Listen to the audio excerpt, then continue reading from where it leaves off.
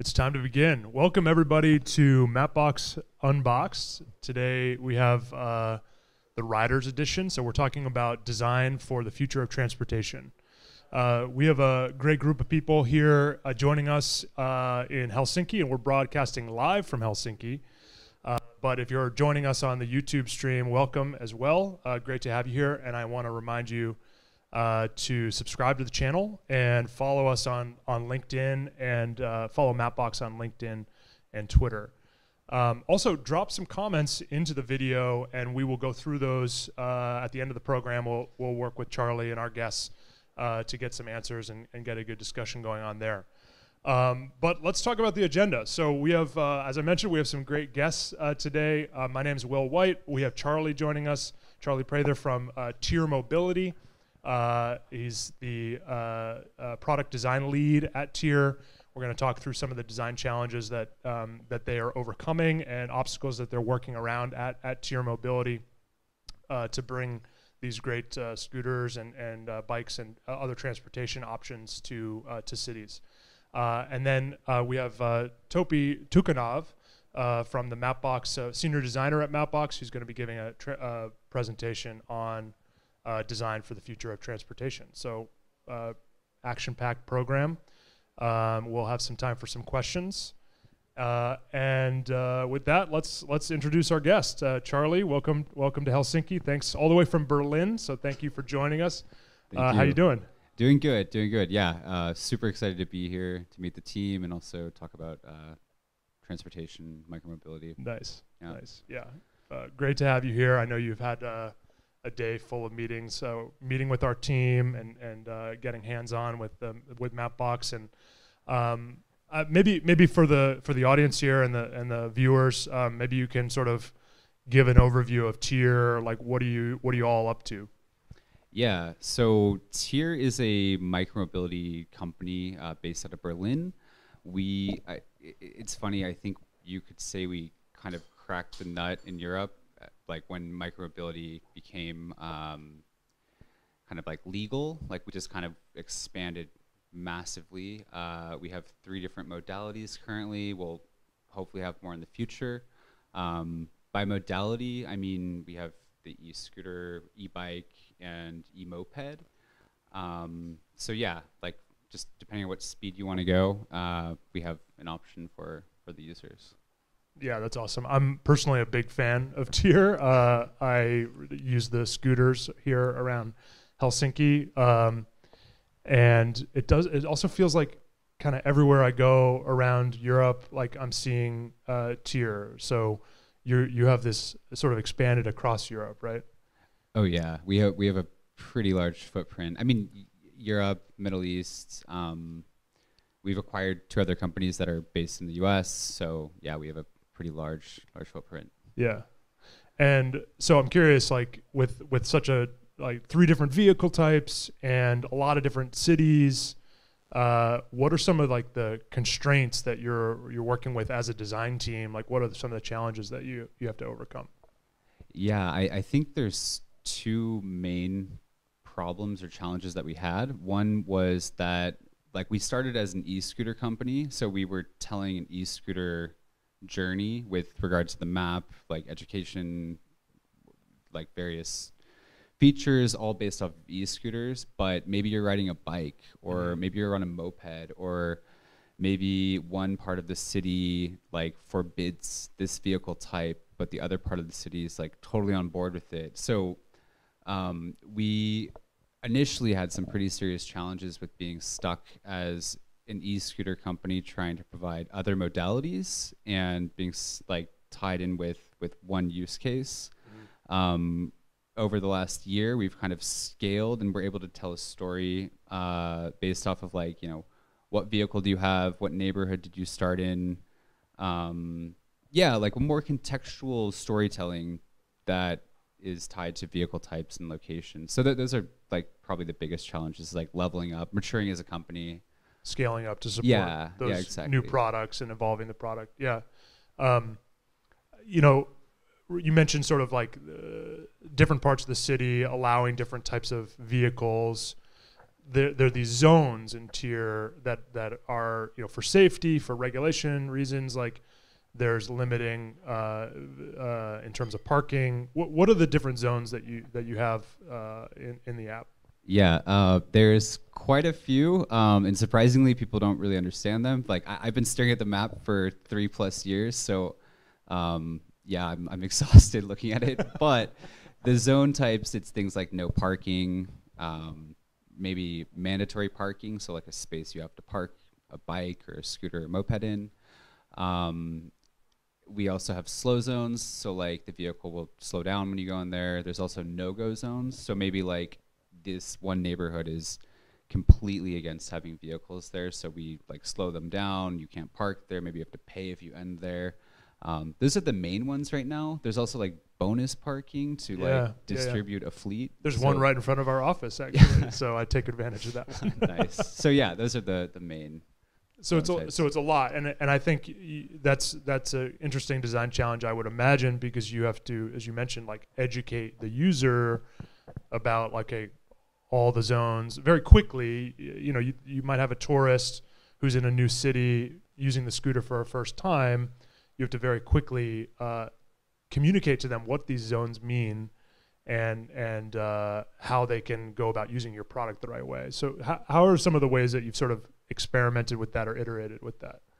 Yeah, that's a great question. So we for years we were tied to like simple polygons, and then when we moved on to Mapbox, we were able to unlock different like icon placing, or maybe like text on a line, or you know, different experiments that we weren't able to do before.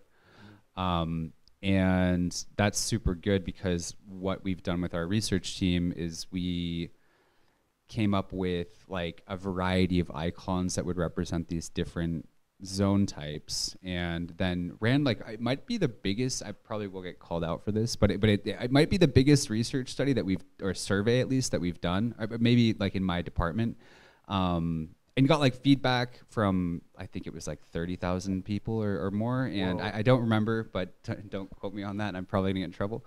But that was cool, because we had like a serious confidence in what we were showcasing on the map, and then that also gave us the confidence to like physically print these on more like educational material, and then to go as far as to printing them like in the vehicle UI itself. Yep. So the vehicles here in Helsinki, they don't have this UI, but the future of our vehicles, they do have the capability of like bridging the gap between the digital world and the physical world, because we can confidently show something on the map and then confidently show it in the real world.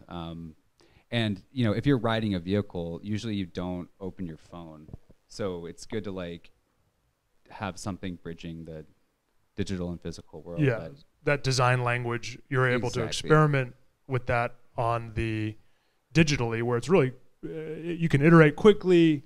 You can experiment with that design language, but then when you go to stamp it on a vehicle, that's expensive. Very expensive. Yeah. And I don't want to be the guy that someone asks, like, what is this? You know? Yeah. So. Okay. Yeah. And then that's great for user experience, because the language that's being used in the app, then like it's a familiar on the vehicle. Once I put the app in my the phone in my pocket and I'm riding, I have the same language in front of me on the vehicle. Absolutely. That's cool. Yeah. You mentioned research and sort of experiments. What's like what's like a typical experiment or craziest experiment you and the team go out and like do user research with? I mean, it depends on what we're testing and like the use case. Yeah. I think some of the more interesting things, it's like putting like we should go out and test like something when the sun's shining down straight on your phone. You try to do it, or when it's pouring rain, like try to do the same thing, or have somebody do it, or put your phone in a right to left language. Yep. Because I mean, like people read, but they don't really want to read that much when they want to go from point A to point B. They're in a hurry. So put your phone in like Arabic and send the user through a process. If they don't speak Arabic, like let's see if they can, you know, execute a task. So yeah, it's a wide variety of experiments. We try to make things like really challenging and see if people can get to where they need to go. Yeah, it's sort of like putting your product in like the worst case scenario, rain, Exactly. bad weather, Exactly. foreign languages, like Yeah. that simulates like I know what it feels like to be like struggling to unlock. It definitely hasn't been a tier scooter, but another competitor scooter struggling to unlock the scooter in a foreign country. Like, oh, you have your phone out. It's uncomfortable. So like that research like really translates into a much simpler process. Oh yeah, absolutely. And speed is really important. Yeah, yeah, and I think that's something that's also helped us using Mapbox, because we can quickly test, iterate, like pretty much mock things up as much as possible, like what they would really look like in the real world. So we don't have to like lock up the dev team for a month to get something. Like the design team can just execute, get confident data back, and then lock teams up to got it. So nail it. So talk me through, go in a little bit more detail. Talk me through like that, like tool chain. What are some of the tools that you use as part of like your toolkit for iteration? I mean, I think every designer, like Figma, first of all, and then after that, I mean, it's like the classics like Miro, Photoshop, Illustrator, and then some people on my team, they use like Framer or Prototype. We kind of let people choose what they want to use for the most part, but we're all on Figma, like 100%. Got it. But I think the main thing for us is like making things as realistic as possible outside, like on the street when the sun's blaring down, because it doesn't help to test like when someone's sitting in their bedroom and asking like, hey, can you please go through this flow? Because that's not really going to translate to like real data or like real information that we can build on. Yeah. So like getting it super real and making decisions based off that. So being able to prototype and like then stand up and then go out into the sort of the right environment is pretty critical. Yeah, exactly. Interesting. Okay. So I'm curious, what is it that about Mapbox that has allowed you to like has contributed to the iteration? Yeah, like I just mentioned, like being able to design quickly and confidently, getting user feedback, and then also Mapbox Studio specifically, like the tool itself, being able to, I don't know, like click on the most random element and change it just so we can do it quickly and get user feedback. I think it's really important in the micromobility industry, especially in like an upscale environment, because we're like moving super fast. Maybe the city changes the law like overnight because somebody got pissed or whatever. So we got to make decisions fast, like confidently. And Mapbox has allowed us to do that, because other tools, they take a bit more time, or you need to know JavaScript or whatever. Like not everyone on my team knows that. So it's nice to move fast and confidently. Got it. So I'm curious, like what advice would you have for others in the room here or on the live stream, like design teams who are building products for transportation? Like what's the advice that you would have for them? Yeah, I think get out and test as much as possible, and have like don't be afraid to approach people. Also, I know that sounds weird, kind of creepy, but like guerrilla testing, super cool. Yeah, know the product. Like I said, test it in the rain. Put your phone in a language you don't know, and try to execute like some flow and see how it goes. Nice. Okay. So what is the next big thing for your team, and what's next for Tier? Yeah. So we acquired 2 pretty large companies in the last year, and I think integrating more unique vehicle types that they have, like a cargo bike that Next Bike has, or whatever. And then also just we've been in Europe, but now we'll be moving to other continents, and their rules. Let's see what they have. So yeah, like it's going to be a challenging year, like learning new regulations and building for them. Yeah, so international expansion is like definitely something that's like unique requirements when you're expanding internationally, and absolutely, and being able to like, I think it ties back to that point you made about like design iteration and being able to like wake up in the morning and react quickly to some sort of new demand or regulation or safety issue. Like that agility is really key. Yeah. Cool. cool. Yeah, for sure. Well, I've been asking a lot of questions, so I want to open it up to the room that we have here and all of our guests here in Helsinki. So think about your questions. I also want to invite our viewers on the live stream to drop your questions in the comments, and we're going to go through those after the program here and try and respond to all of them. So please drop them in. So who has a question here in Finland? Yeah. All right, thanks. So I just wanted to ask, I see from your presentation that you are an international company, so you operate in many countries. And I assume that there's a lot of diversity in how the roads are built in different countries.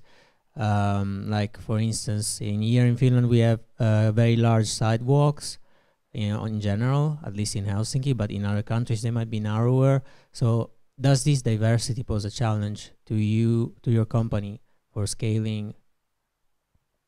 Yeah, absolutely. It's very challenging. Like, we've built internal tools where maybe like a city manager can, I don't know, if they usually know the city best, right? So they can maybe block off certain areas or put like a certain zone type. We also get feedback from the actual cities, and then we have to maybe manipulate our data to like represent what they want. It's never going to be one size fits all. We do have a city and compliance team that kind of designs and builds for like city specific topics. Like, we're trying to make maybe one giant Lego for the whole world, but then we have the city and compliance team that jumps in and builds unique solutions. Yeah, it's a challenge for sure. Yeah, especially like leaving Europe, it's going to get even more weird, like interesting, fun. Yeah. That's cool that you make that. I hadn't even thought about like that kind of self-serve aspect, giving the cities the power, to partner with you, with Tier, to manage their city. I mean, it really it's an empowering experience. That's pretty cool that tool exists. Yeah, absolutely. I make this joke that it's like a pizza. Like we make the base pizza with the sauce, and then you can put like toppings. Yeah, whatever, you can put pineapple on it if you want. Like, do whatever you want. But yeah, we control like the base. Yeah, that's awesome. Another question, Tiago, come here. So I was recently in Berlin, and I was very excited to see the e-bikes from Tier. How do you see e-bikes and e-scooters? Do they compete against each other? Like, what kind of users go for e-scooters or e-bikes? Yeah, that's a great question. We were afraid that like one market would capitalize or cannibalize the other one. So if we launched e-scooters that eats the e-bike or vice versa. That hasn't been the case. It's usually different people. So like, for example, if you don't want to, like, I've literally heard this in interviews. Like, I don't ride the bike because I don't want to be sweaty to my job interview, so I take the e-scooter. Or I want to go further and faster, I take the e-bike. So there are like use cases where people switch. We haven't seen a large like cannibalization of the market. I think as a company, we'll just keep. I mean, people love the bikes, and the new company that we bought, they have a ton of bikes, and they're great guys. So we're gonna push bikes even more in the future. So yeah. Yeah. So you mentioned that you work with the cities. Yeah. So how is it like working with like the, let's say, government that goes at a, I guess, quite a bit slower pace than you do? Yeah, it's a interesting stakeholder. Like sometimes I say they're some of the more creative people like that we work with, because they have like all these ideas for zone types or like whatever. It can be painful because like end of the day they do make the law, so we do need to like find middle ground. Yeah, it can be slow. It can be, if we can like come to an agreement, especially if the city wants to have like green initiatives, or they want to be like a 15-minute city or whatever, there's leeway. But there's always like one person in the team, like on the city hall, that's like totally kind of can be, have like super staunch opinion or whatever. So it's challenging for sure, but it's also like learning experience. Some cities love us. Yeah, some it can be tough, but I think it's been fun to work with them. Yeah, it's interesting hearing about all the the flexibility, so that and as you go, I heard you talk about scale too. So as you go, you're sort of building into the core platform the ability to customize the experience based on, as you go city to city, you're going to have these people. Well, what about this zone? You're going to be like, well, we support that because 2 cities ago we added that feature. So being able to be flexible is pretty key. Yeah, for sure. Okay, maybe one more question. My question is, does the user experience differ depending on the platform? And if it does not, how do you keep the app on different platforms in sync? And if it does differ, how do you decide which features would go to which platform? So, end of the day, the dream would be to have both platforms fully in sync. Sometimes because of whatever system regulations, maybe it's more challenging on one platform, so one might get ahead of the other. We won't release a feature on one platform and not have it on the other. Yeah, it's a challenge. We also one guy on my team. He's like a killer Android developer, and his name's Gabor, and so he created at our company. Maybe you do it here. I don't know, but we do bug bashes where anytime we release a feature, we all get in a room and bash it, basically find problems, and then we jump on the other platform and we do the same thing, and then we find where they don't the concentric circle doesn't overlap properly. Then we have a problem because we don't want to lock up a design team that's only working for one platform. So yeah, we try to keep both horses running at the same speed, if that answers. I'm curious, a little selfishly, I guess, but what about the maps? Have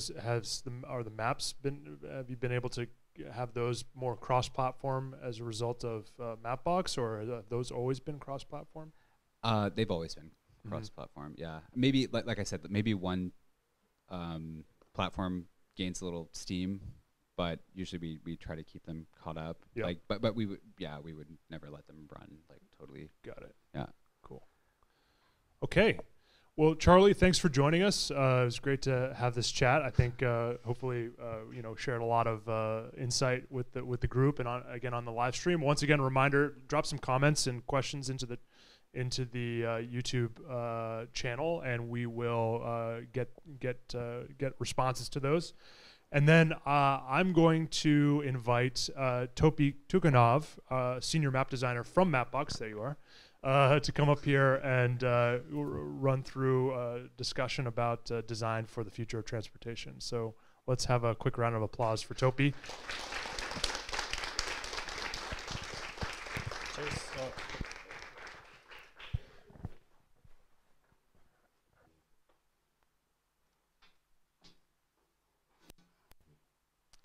Greetings, co-workers and strangers.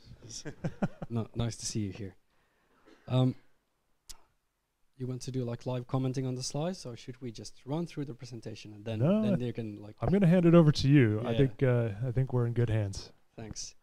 Will asked me maybe a month ago if I want to speak at the event, then I said sure.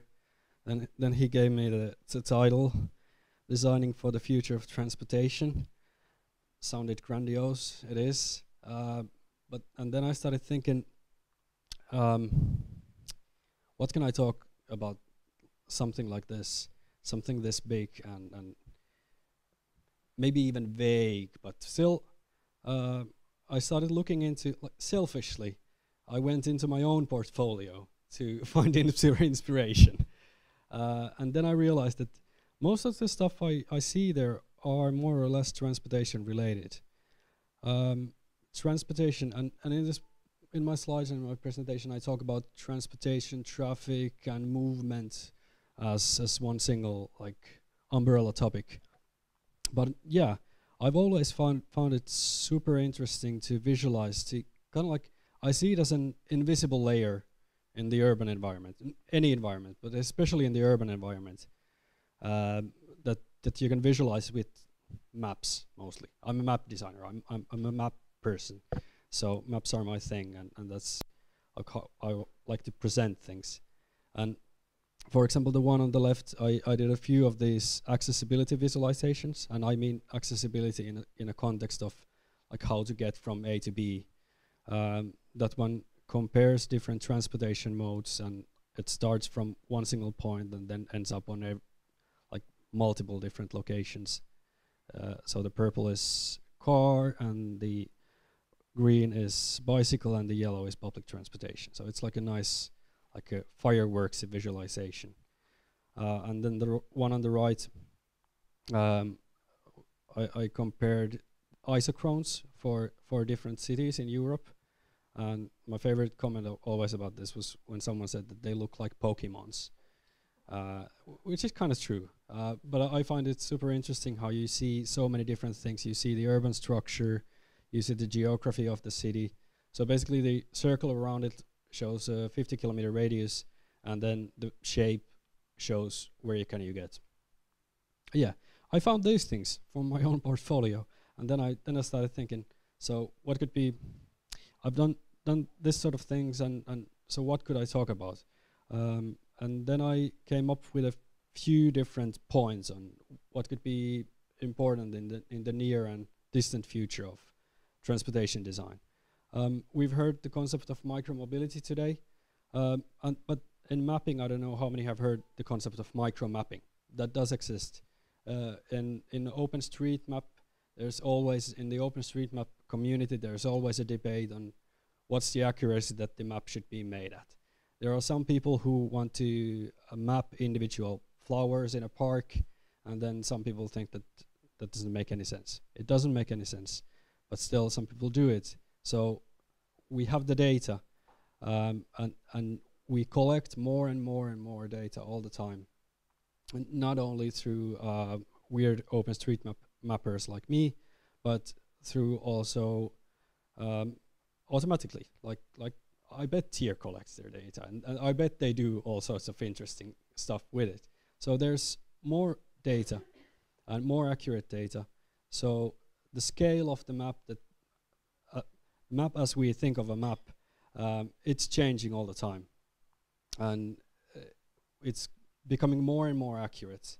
And this was a really good tip from a colleague, Owen, to look at Ed Parsons' talk about the future of mapping. And he pointed out that the scale will be probably more human. And I think tier and micromobility in general is a prime example of that.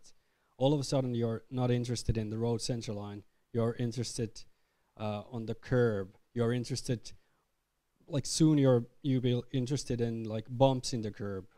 And that's a huge design challenge. An interesting one, but it is a design challenge. Maybe the individual flowers are valuable soon. So this is like a typical map you see. This is made by the National Land Survey of Finland. We're sitting in the center of it. It's very simplified for various reasons. But this is what many people see when they open up any sort of map. But then if you look at the same location and look at, for example, Mapbox streets, the data inside streets, there's a lot that we have but we don't always show. And that's like the biggest and the most difficult map design decision on what do you want to show, what do you want to leave out, when do you want to show it, on what scale do you want to show it, is it really relevant here?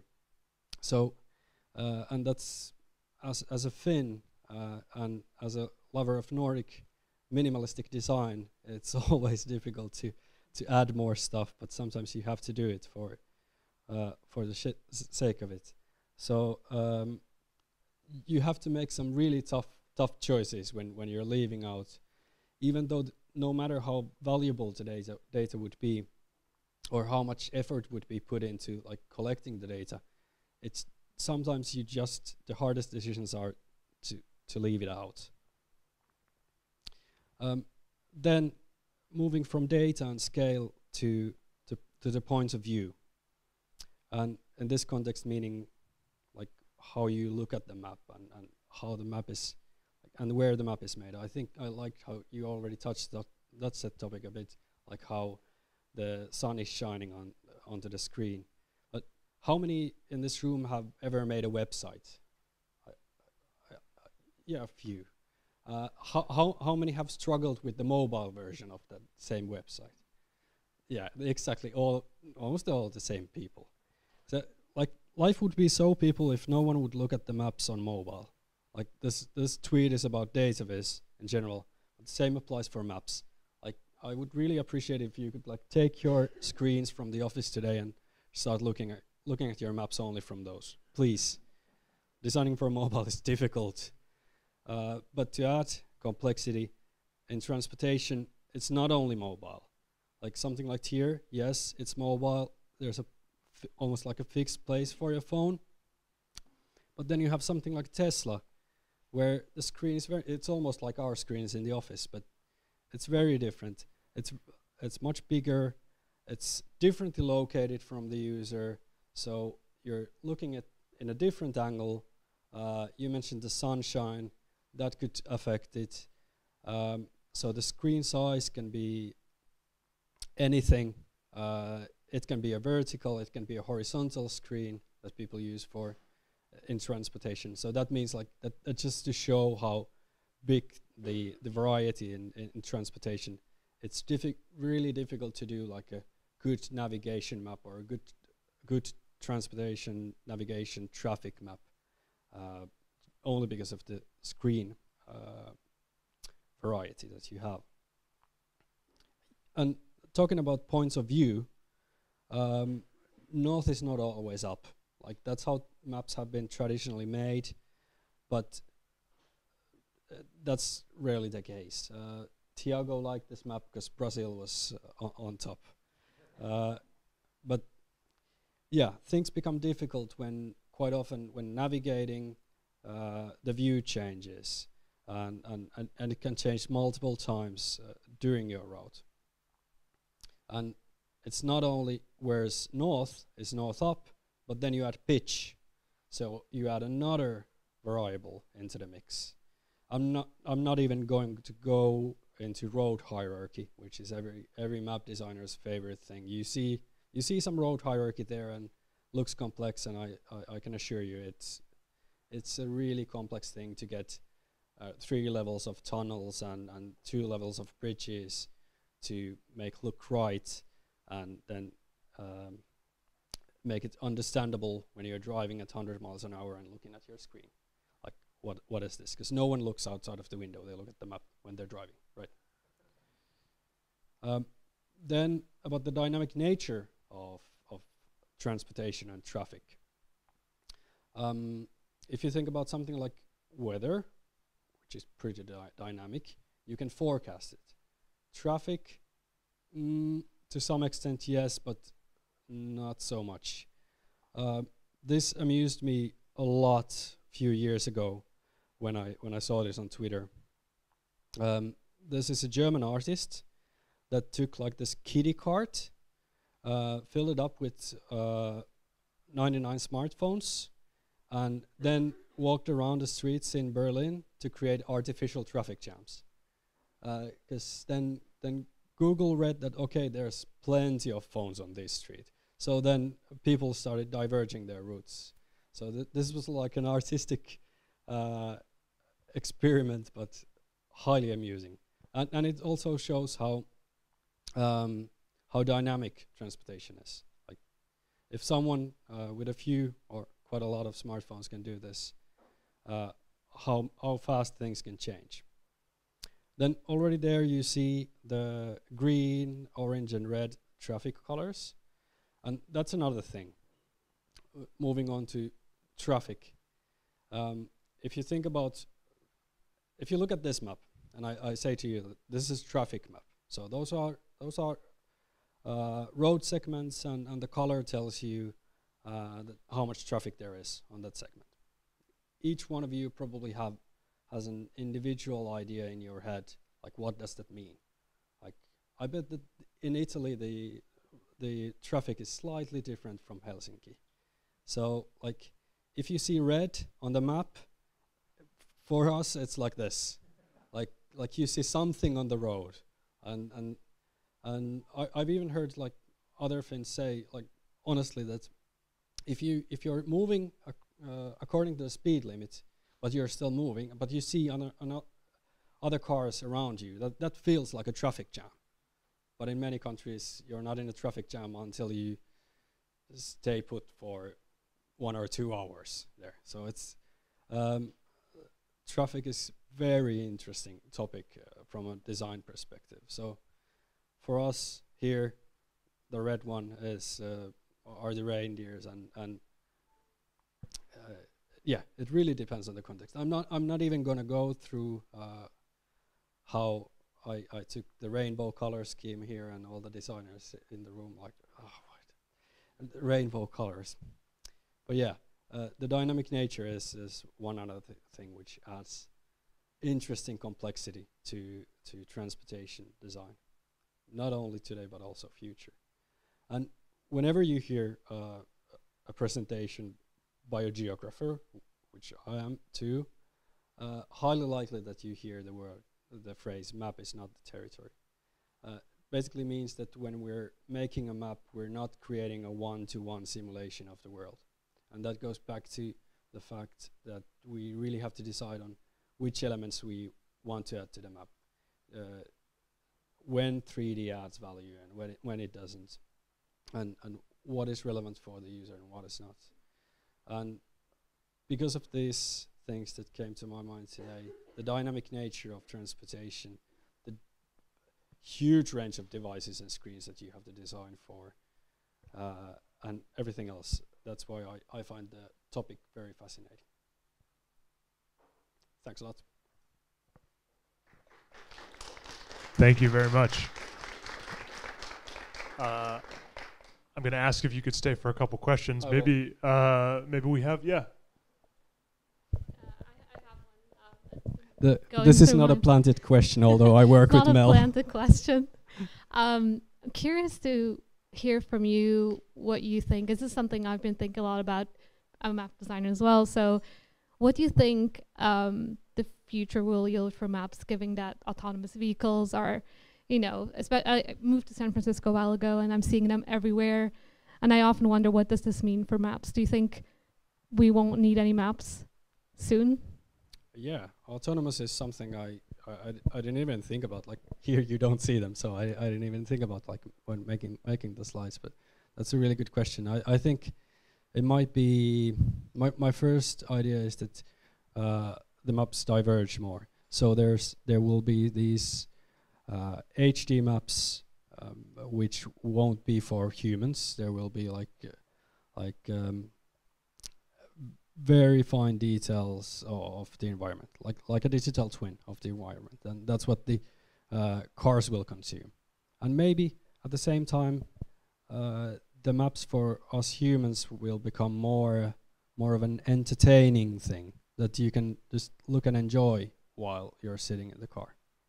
Maybe something like that.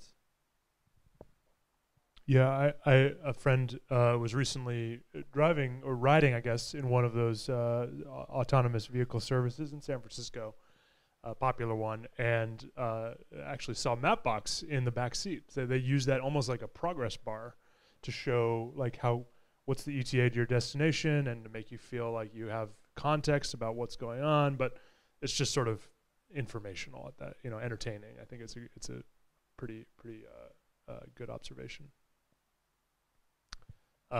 Maybe more questions, and a reminder to the audience on the live stream.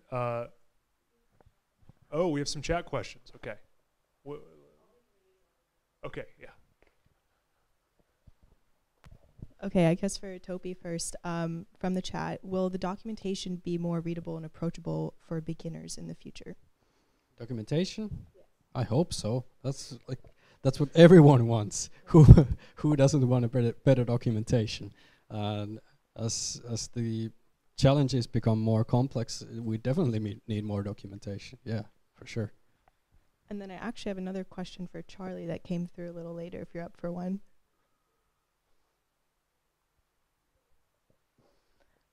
So the question is, considering that there's been so much investment into the user experience of commuting, and considering all the regulations, do you see a use case for Tier offering outside of the rental services, sort of a commuting service? Does that mean like private ownership or public transportation? I guess it could be either, honestly. More just like exploring beyond rental. Oh yeah, absolutely. There's an appetite for that. We do explore things like that. Absolutely. Yeah. And then I guess the last question from the chat would be, you mentioned Mapbox Studio during your conversation, but what are the other Mapbox services that Tier uses, especially related to logistics? Because I'm in the design team, like I'm pretty much tied to Mapbox Studio. I don't know exactly what the other folks at Tier are using. But we've been using Mapbox on ops side for 3+ years. It's just recently become a consumer-facing tool that we use. So, but yeah, I can't answer that. I don't know the answer. Yeah, I happen to know. I mean, Mapbox Studio, you design the maps, and then from an engineering perspective, you put them in the Android and iOS apps using the Maps SDK. So that would be one of the products. But the connection between those, like there's the Studio for the designing, and then the integration and like deploy distribution goes through the SDK. So I mean, those are 2 products. Cool. All right. Other questions maybe for either of our guests before we wrap up from the room here? Want to make sure that we have. Yeah. So you mentioned that before Mapbox you used something, I guess, because this just 3 years ago. So what was that? Is it like, I guess, Apple, Google Maps, like native, and what is the value you're getting out of Mapbox compared to those native offerings? Is it like just the development speed that it's more, you don't have to do different the APIs is of course different, right? Or is it something else? And what are the pros and cons, and sort of what was your experience with those native suppliers versus Mapbox? Yeah, that's a great question. I probably will destroy any future job opportunities, but we were using Google Maps for much of like polygon rendering, and it was not fast enough. It was very kind of clunky for the quick iterations that we needed to make. Like with maybe legislation changes overnight, we need to be quick. We need to test quick. Some of the limitations were like getting icons set comfortably quickly, clustering engines not being as dynamic as we wanted. So yeah, like just being able to move faster and test faster. I think like Mapbox hands down helped us. I mean, if you talk to my dev team, like it's performance, like loading a bunch of parking zones, loading a bunch of vehicles. It just like, I had a guy on my team super skeptical. We did a hackathon. He came out of it like completely, like he saw the light, So yeah, does that answer the question? Like it just on the Apple side, we never have had our product on Apple Maps. So you used always Google Maps on the yeah. That's like when they became paid, which probably yeah. On the Apple they became paid. You have to essentially like level to field. Yeah. Yeah, absolutely. Yeah, and like I said, we never had our product on Apple Maps, and then I think from a design side, using Mapbox Studio, it's just much more user-friendly, like period. Yeah. It makes me happy to hear about the performance, because the team here, the Mapbox team here in Helsinki, is responsible for a lot of that performance optimization. So kudos, Helsinki team. Well, cool. Thank you to our guests. I really appreciate you taking the questions. And to the viewers on the live stream, reminder, just subscribe to the channel, follow Mapbox on LinkedIn and on Twitter. And even after the stream, feel free to drop some comments in, and we'll go through those and get some replies. And stay tuned for the next Mapbox Unboxed event. We're going to be announcing that soon, and we're going to have a whole series of these coming up soon. So, yeah, stay tuned, and thanks for joining us today.